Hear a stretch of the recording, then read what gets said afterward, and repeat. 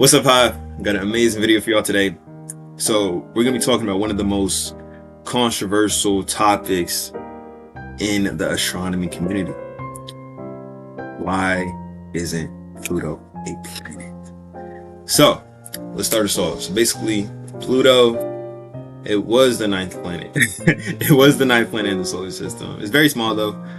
It's like basically the size like of half the United States. And its moon, its biggest moon, is like what, only a little bit bigger than Texas. So it's really, really small. It's got a really, really long orbit. It's very cold. It looks pretty cool though. It's got like that ice on it. It has like a cool little heart, a very unique factor about it. But its orbit is very peculiar because when you look like from a top view, when you look at the orbit, its orbit is not centered around the sun. The sun isn't at the center. It kind of like goes off a bit. And when you look at it like from an edge, that's because it's tilted. All the other orbits are flat, like it's like a pancake. And why is that? It's because it's not moving as fast. If you like, when you're like cooking up a pizza, right?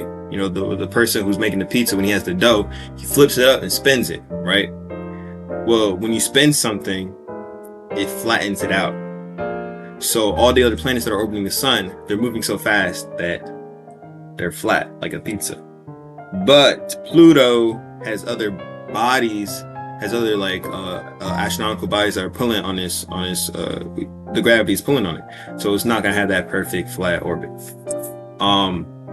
Another cool fun fact is that Pluto, just like Uranus, it rotates on its side while it orbits the sun. And it has a moon, so the moon also rotates on this, also orbits Pluto on the side. That's just a cool little fun fact. So, let's get into the meat of the video. First, to tell you why Pluto isn't a planet, I gotta tell you what is a planet. So, a planet, it has 3 qualifications. First, it must orbit a star. Second, it must be big enough to have enough gravity to force it into a spherical shape. And third, it must be big enough that its gravity has cleared away any other objects of a similar size near its orbit around its star.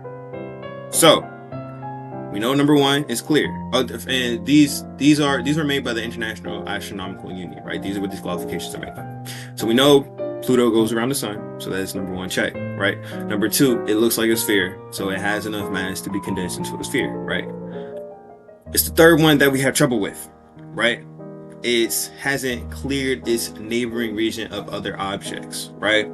So let's really look more into that. So this means that the planet has become, when a planet has cleared all of its objects, that means that it's gravitationally dominant. There are no other bodies of comparable size other than its own satellites or those otherwise under its gravitational influence, right? So what this kind of means is in the orbit, right, there's nothing else in its way. If there was something that was in the orbit space, it either got latched on to the body, it got latched onto the planet and became one of its moons, or it got it got slingshotted away. Like the gravity of the planet made it dip in space-time and it just flung out of the orbit space. So that orbit is clear. That is where we have our problem. See, Pluto is in the Kuiper belt. And the Kuiper belt is made up of a bunch of like icy bodies and other dwarf planets. But Pluto hasn't cleared that space. So that's why it couldn't be considered a planet. So that's why it's a dwarf planet. So let's look at what a dwarf planet is. And this is again according to the IAU, so the International Astronomical Union. But a dwarf planet is defined as a celestial body in direct orbit of the sun that is mass enough that its shape is controlled by gravitational forces rather than the mechanical forces, but it has not cleared the neighboring region of other objects.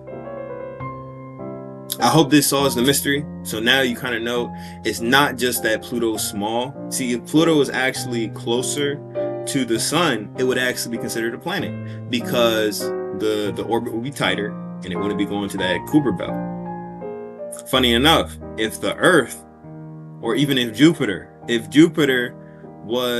had a bigger orbit, if it was going in the Kuiper belt, then Jupiter wouldn't be a planet. And it's kind of like weird to think of because we know Jupiter to be a planet. We think about it as being a planet all the time. But like it's kind of like one of those definitions where you are is important in what defines it. It's like if it's a wildcat or a house cat, right? A wildcat, well, that means it's the same animal. Wildcat and house cat are the same animal, but the house cat lives in the house. It gets fed, you know. A wildcat lives outside, you know. It doesn't have like people who feed it, or it might, but like, you know, depending on the terms, it hunts for its own food for the most part. Those two different things, even though it's the same being, same object, just because of the circumstance of where they're in, that makes them separate and makes them two different things. So that's kind of what, try to use a little metaphor compared to Pluto. I hope this helps. I hope I've cleared the beef. Now you understand why Pluto isn't a planet. Does that make it right? Does that make it like, does it suck? Yeah, you know, kind of likes having Pluto as a planet, but it is what it is. All right, y'all. I'm gonna let y'all go.